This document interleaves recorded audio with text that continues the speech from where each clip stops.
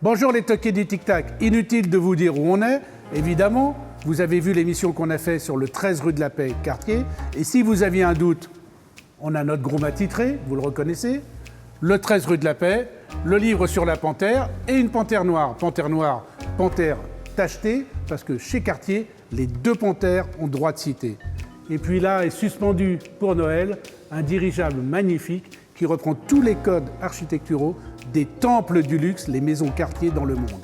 Et on va les retrouver maintenant au premier étage, Cyril Vigneron, le CEO de la maison, le président qui nous attend pour parler de la panthère Jeanne Toussaint, la muse de Louis Cartier, et puis la panthère, la collection, une des collections principales de la maison Cartier. On y va.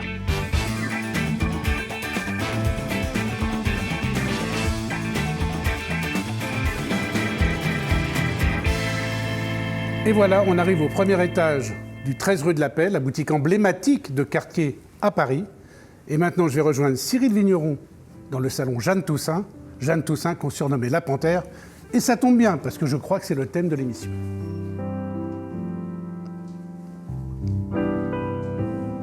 Notre groom attitré, on est sauvé, et Cyril. Bonjour, et Cyril Franck. qui m'attend où? Évidemment pas n'importe où, juste à côté du portrait de la panthère, Jeanne Toussaint. Alors je ne vous le présente plus, hein, vous l'avez déjà vu plusieurs fois dans les émissions. Bonjour.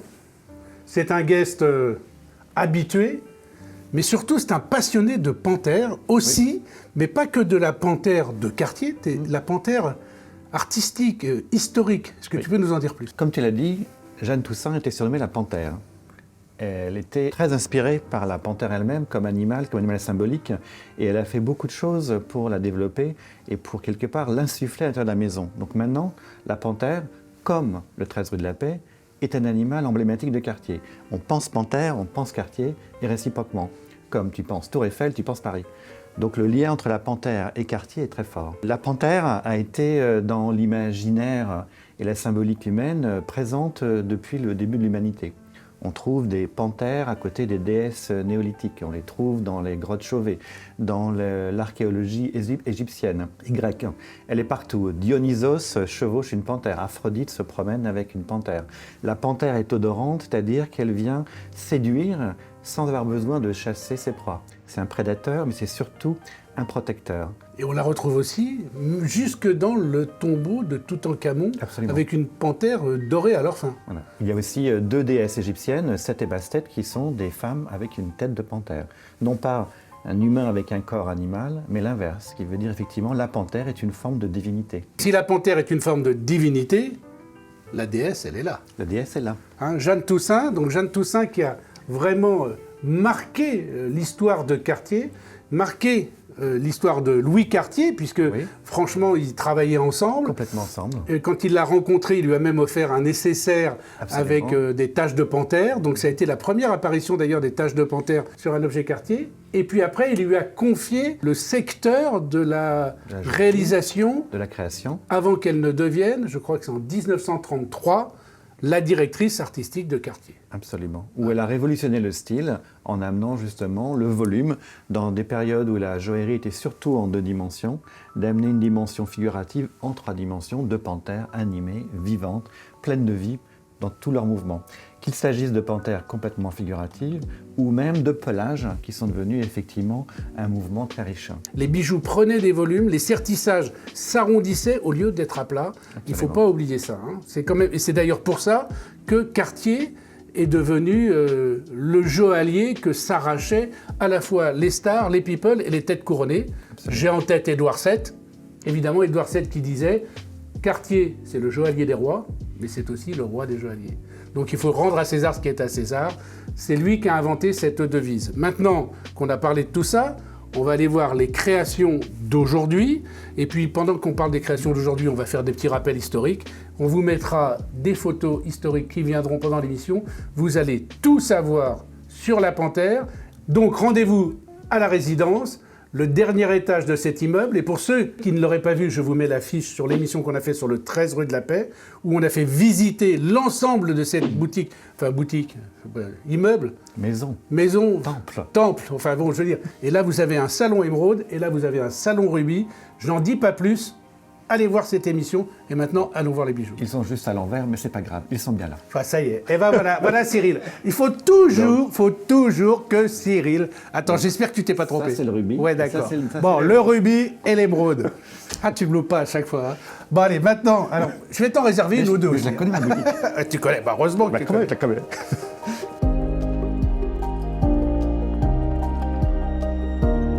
Bon, Cyril, Oui. on est installé à la résidence. Oui. Donc, qu'est-ce qu'on dit dans ces cas-là? Plateau numéro 1. Ah, voilà notre groom favori. Eh ben, dis donc, on commence tout de suite avec des pièces de Magnifique. joaillerie, avec des montres, avec du pelage. Absolument. Est-ce que c'est le fameux Certi Celui-ci, oui. Le fameux certi-pelage. Et donc, effectivement, il insère l'onyx dans des petites griffes qui donnent du volume et qui, à la lumière, donnent le sentiment que le pelage bouge. Comme s'il y avait du vent dans le pelage. Dans le pelage et du rythme beaucoup. Donc, il est à la fois abstrait et très animé. Donc, c'est le point de l'abstraction figurative ou de la figuration comme un élément extrêmement évocateur. Et ça, c'est un Certi qui vous est particulier Absolument. à vous, Absolument. le Certi pelage. Cette montre aussi est d'inspiration art déco et très proche justement d'une des premières montres rondes Panthère pelage et qui a donc effectivement gardé toute sa fraîcheur et toute sa beauté malgré une inspiration qui est plus que centenaire. Et quand même une souplesse de bracelet. Très souple. Toujours, ça veut dire que toujours la technique au service de l'esthétique. Absolument. Hein, pour Et au service du confort, pour le confort et au de porté. l'ergonomie. Cette montre Panthère, donc la montre Panthère elle-même, est plus d'inspiration sur justement la fluidité du bracelet et de son maillon. Mais celle-ci, effectivement, avec des taches de panthère, a un lien plus clair avec le pelage qui n'est pas le même que celui de la bague, puisqu'ils sont plutôt des taches. Ah oui, là, donc la tache, c'est l'ocelle. Oui, Donc quand passe-moi l'ocelle. qui n'ont pas que piquant. Ah d'accord, j'ai pas dit le poivre. Bravo. Donc ça, vraiment sublime. J'en profite pour vous montrer la souplesse du bracelet parce que... Qui est une signature. Ouais, c'est vraiment une signature Cartier. Bah, c'était une année bracelet, hein, surtout cette année aussi. Absolument. On l'a vu quand on a fait notre interview au Watch and Wonders. Je vous mets l'affiche. Et ce bracelet-là, le bracelet de la panthère, il évoque le côté chaloupé de la démarche de la panthère aussi. Et donc, ça prend la lumière au moindre mouvement de poignet. Sublimissime. On a évidemment les aiguilles bleues glaive, parce que quand même Cartier. Et puis le cabochon, toujours. En revanche, là, la signature secrète, pour l'avoir, c'est pas facile, là. C'est moins Là, il n'y a évident. pas. Non. Bon, sublime collection. Deuxième plateau. Deuxième plateau. Parce que là, on va faire défiler les plateaux, parce que la collection Panthère chez Cartier, c'est pas une collection, c'est une myriade de bijoux et de montres, tous plus beaux les uns que les autres, aussi bien pour les hommes et que pour les femmes. Plateau numéro 2, voilà. Il est bien, t'es dans le timing, toi, hein, bravo. Alors là, on est vraiment dans le figuratif. Voilà. Et Alors- figuratif avec deux formes d'expression très différentes. Une qui peut être là sur des boutons de manchette figuratif, donc qui suggère effectivement une tête de panthère naturaliste, et une autre plus graphique dans ses différentes expressions. Donc celle-ci qui est déjà assez ancienne maintenant, donc qui a un grand succès, qui avait un surnom au niveau du développement qui s'appelait la panthère Goldorak. C'est assez drôle. Oui, puis dans Goldorak, il y a Gold. Absolument. Qui a une très grande forme, puisqu'effectivement on la porte sur le doigt pour les hommes comme pour les femmes, et avec ses arêtes assez acérées, eh bien elle a une force considérable. Elle exerce également en pendentif, ajouré, tout en ayant toute sa force. Et nous l'avons cette année exprimé effectivement sur une montre figurative dans laquelle le boîtier s'insère dans la gueule de la panthère, avec un bracelet qui lui aussi a une souplesse dans les maillons absolument redoutable. Une souplesse à la fois latérale et à la fois de côté. En trois dimensions. C'est vraiment ça, c'est vraiment l'articulation. Il y a un côté articulé dans le bracelet qui est vraiment très important. Alors, ça ne vous aura pas échappé, vous avez vu que j'ai essayé de dire quelque chose et que je n'ai pas pu en placer une. C'est parce qu'en fait, Cyril, il venge tous ceux à qui je coupe la parole. C'est-à-dire, dès que je vais dire un truc, hop, je peux rien dire. Vous avez vu comment il est? Mais cette montre-là, cette bague-là, bon, ça va, c'est ma fourche calanguée. Donc, cette bague-là est portée aussi bien par les hommes que par les Par les femmes. femmes, absolument. Et je crois que la montre panthère, qui est normalement un peu plus féminine que masculine, elle est portée par Keith Richards. Oui. Le point aussi de Cartier et de la panthère, c'est que l'animal est à la fois féminin et masculin, qu'il dépend plus de la personne qui le porte que de son attribut personnel. D'accord. Donc on peut avoir effectivement les deux éléments. Celle-ci est à la fois masculine et féminine, et la bague est masculine et féminine aussi. Et celle-là, là, on a une tête de panthère squelettée, on la retrouve aussi sur une bague. Absolument. Alors je crois que cette tête squelettée, parce qu'il ne faut pas oublier quand même, vous êtes aussi les rois du squelette, hein. On a vu sur toutes les montres, hein, que ce soit Pacha, Santos, etc. Même Tank. Et Tank. Et là, on a l'impression d'un squelettage. Mais ça, ça ne doit pas être simple à faire. Mais ce n'est pas un squelettage, c'est une construction spécifique. Et la partie la plus technique est le polissage, comme tu peux imaginer, oui, pouvoir pour passer polir à dans les... l'intérieur. Donc une partie se fait d'une technique d'électropolissage et de finissage main qui est tout à fait spécifique. Ah, donc tout est fini à la main. Oui. De toute façon, dans votre joaillerie, tout est quasiment fini à la main. Tout. Hein, donc c'est pour ça aussi, on explique souvent, on se demande pourquoi est-ce que ça coûte cher. Ben, ça coûte cher aussi parce que c'est des heures et des heures et des heures de travail manuel. Hein. C'est aussi ça. C'est comme Franck Sensé. Ça ne se fait pas en 3 minutes. C'est exactement, c'est comme Franck Sensé. C'est ton très cher ami. Next plateau, parce que je le fais en anglais, puisque Cartier c'est une maison internationale, hein, donc voilà. Ah, on parlait de squelette. Ah, ton petit clin d'œil. Exactement. Alors on parlait de squelette, voilà, regardez, là vous avez une tank squelette, voilà, tank squelette, que je vais mettre immédiatement. Je vais vous expliquer pourquoi je la mets. J'enlève la collab, hein, avec l'aventurine. T'as bien aimé, hein, le cadran aventurine. Oui. Et je passe évidemment au poignet la tank squelette, voilà. Parce qu'on est chez Cartier, je ne peux pas faire une émission chez Cartier sans porter une montre Cartier. Cela ne se fait pas, ce n'est pas élégant.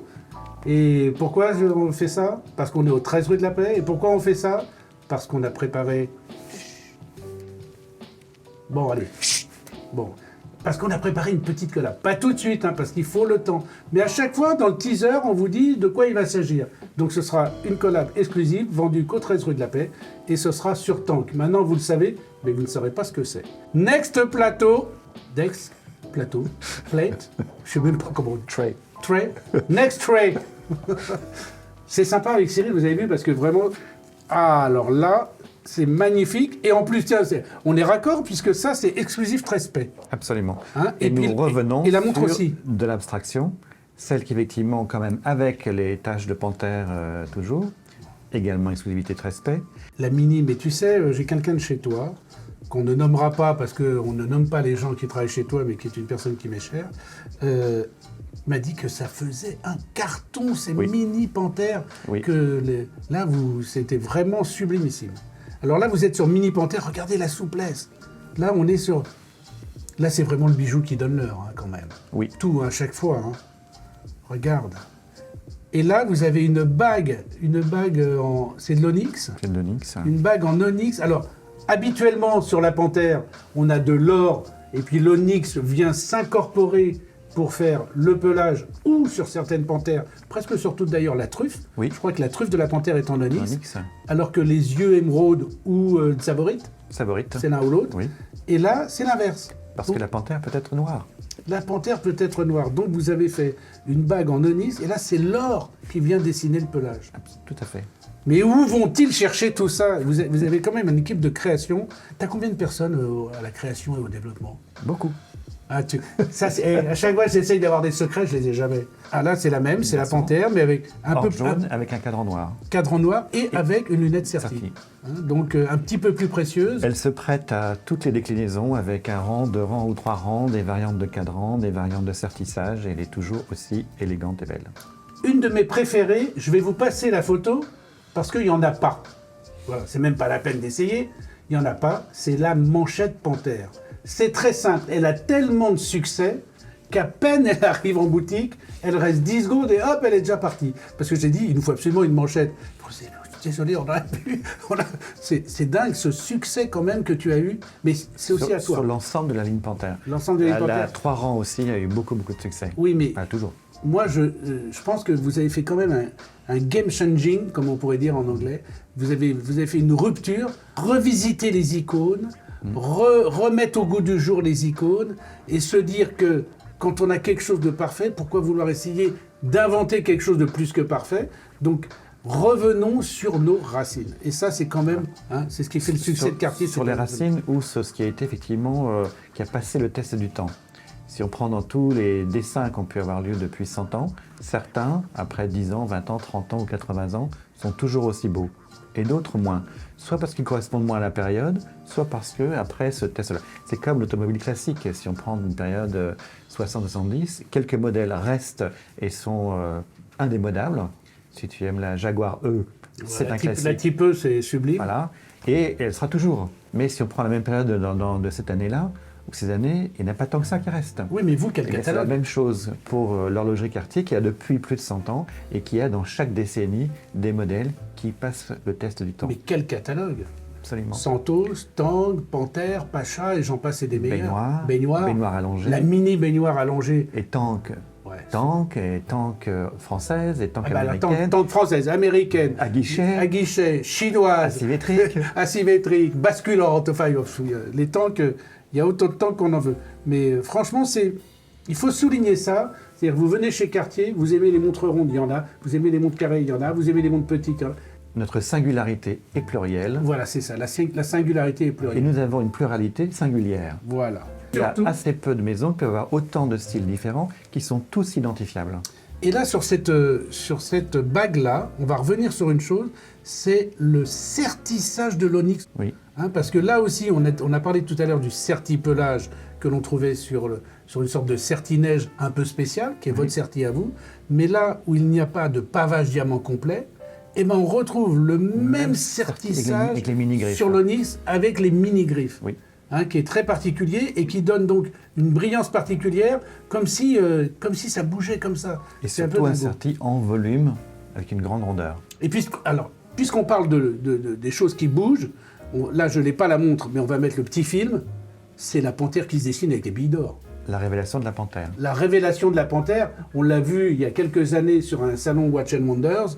On va vous passer le petit film, et là vous allez comprendre l'ingéniosité des équipes de recherche, de développement, de design et de création de chez Cartier. Qui a apporté un élément symbolique et onirique à la panthère, qui effectivement, à partir du moment où elle est un messager entre les lieux, entre le monde réel et un monde imaginaire, eh bien, comment la faire apparaître et disparaître sur un cadran? Eh bien, cet ensemble de billes qui descend dans un fluide légèrement animé, quelque part, permet d'apparaître et disparaître d'une manière tout à fait magique. Et c'est une magie du réel. Oui, mais c'est onirique. Il y a une magie, c'est vraiment ça. Mais, la magie du... Mais c'est pas de l'illusion, c'est de la magie réelle. Et on peut dire que c'est l'objet qui anime le geste. Tout à fait. Ça, c'est vraiment un truc... Et là encore, c'est le mouvement du poignet qui va faire apparaître la panthère. Ouais. On est encore pareil, dans le mouvement, l'apparition, la disparition, la fluidité. Ensemble, les panthères se cachent dans la savane. On ne les voit pas jusqu'au moment où ils sont là. On est dans le mystère. Évidemment, c'est aussi les pendules mystérieuses, c'est aussi les montres mystérieuses. Bon, on pourrait développer, on peut tirer le fil à l'infini. En ce qui concerne la panthère, évidemment, c'est aussi un territoire d'expression avec les métiers d'art. On ne va pas en parler des métiers d'art là, parce qu'on a fait une émission complète sur la maison des métiers d'art. Donc, je vous mets l'affiche sur la maison des métiers d'art. Next plateau. Next tray.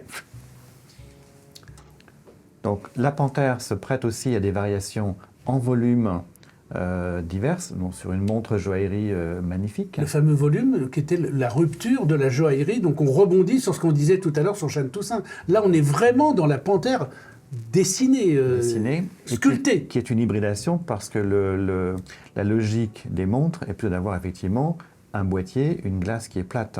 Donc ajouter un volume au-dessus de la montre est aussi une signature. Et la panthère s'y prête parfaitement puisqu'elle vient protéger le temps. Chez Cartier, il y a plusieurs types de panthères et avec des noms toujours assez sympas. Il y a la panthère bondissante et puis ça, c'est la songeuse. La songeuse. Donc la panthère songeuse. Et puis il y a le fameux collier avec la panthère lovée complètement, tu sais, qui est un emblème de la maison Cartier. Qui était un des colliers dessinés par Jeanne Toussaint elle-même. Ah, c'est Jeanne Toussaint qui avait dessiné ce collier. Les premières versions. Panthère Maasai. Parfois, la joaillerie Cartier Maasai Elle est pour moi, Gentiment. celle-là. Ouais, gentiment. Ben, Gentiment. t'as vu, c'est sympa. Mais là, on retrouve évidemment nos yeux verts. Dans une forme figurative qui devient abstraite et dans son pelage, là aussi. Et le serti. tout petit bout de truffe en onyx, mais c'est juste canonissime. C'est vraiment très On bon. peut l'exprimer aussi sur un stylo avec une agrafe de panthère. Bon, évidemment, ça ne se porte pas là. Normalement, ça se porte à l'intérieur. C'est caché. Mais c'est quand même très beau. Mais ça devient un signe d'élégance aussi d'avoir une petite panthère comme une broche. T'en as, toi, de temps en temps? Je porte des broches de joaillerie, dont une panthère. Tu vas pas t'en tirer comme ça. Je vais récupérer une photo. Je vous mets la photo de Cyril avec la panthère. Et là, on est dans le détail quartier, vous voyez, parce que là, ça a l'air de rien. Mais le stylo, il est sculpté. Et en plus, qu'est-ce qu'on a? On a un cabochon, évidemment, qui rappelle le cabochon qu'on a sur les couronnes de montres. Oui. Ça veut dire que systématiquement, il y a toujours ce souci du détail, ce raffinement, ces détails qui en fait n'en sont pas. Sublime. Et ça, Le c'est... métier du joaillier est justement de celui de s'intéresser aux détails. Mais là, on est aussi sur l'orfèvrerie. Oui. Ça veut dire que là, tu es à la fois joaillier et orfèvre. Tout à fait. Orfèvre en la matière, évidemment. Et cette petite sais effectivement pas ce que c'est. broche, et qui est une broche Ah, avec, c'est une broche, ça? avec une petite chaîne. C'est magnifique. Sublimissime. Tu portes quoi, toi, là? Je porte une Santos Dumont. Ah, Santos Dumont. Eh ben, de toute façon, c'est bien parce qu'on va pouvoir presque terminer, évidemment, cette émission là-dessus, parce que, tu sais, j'ai toujours une petite cerise sur le plateau, c'est un classique. Et de la Santos Dumont, c'est bien que tu en portes une, parce que ça rappelle comment on a commencé l'émission. On a commencé l'émission au bar de l'Atrium, et au-dessus du bar de l'Atrium, pour Noël, venez voir ça, il y a le dirigeable de Alberto Santos Dumont, l'ami de Louis Cartier, celui qui allait des Champs-Élysées à l'hippodrome de Longchamp en ballon. Eh bien oui, on devrait le faire maintenant d'ailleurs, il y a pas mal d'embouteillages à Paris. Et là, vous avez fait un ballon avec des immeubles inversés Oui. qui sont censés représenter vos plus belles boutiques, les temples Cartier. de la c'est maison. ça, Oui. hein? Donc venez voir ça, ça vaut vraiment le coup. Venez voir les vitrines aussi. Et comme j'ai dit qu'il y avait une petite cerise sur le plateau, tout le monde se dit, chez Cartier, il y a la panthère noire, mais il y a aussi la panthère normale, mouchetée, tachetée. Et moi, j'ai dit, mais il en manque une. La panthère, une des panthères les plus célèbres, c'est la panthère rose. Eh bien, il y en a une. Il existe aussi. Et j'aurais trouvé. Regarde. Et voilà. On finira l'émission avec la panthère rose. Cyril, c'était un plaisir. Partagé. Tu connais panthère sur le bout des doigts. Oui, la panthère, c'est vous. La panthère, c'est la griffe. La panthère, c'est la robe. C'est donc la mode, le luxe et c'est Cartier. Merci Franck. Sans ce. À tout à l'heure.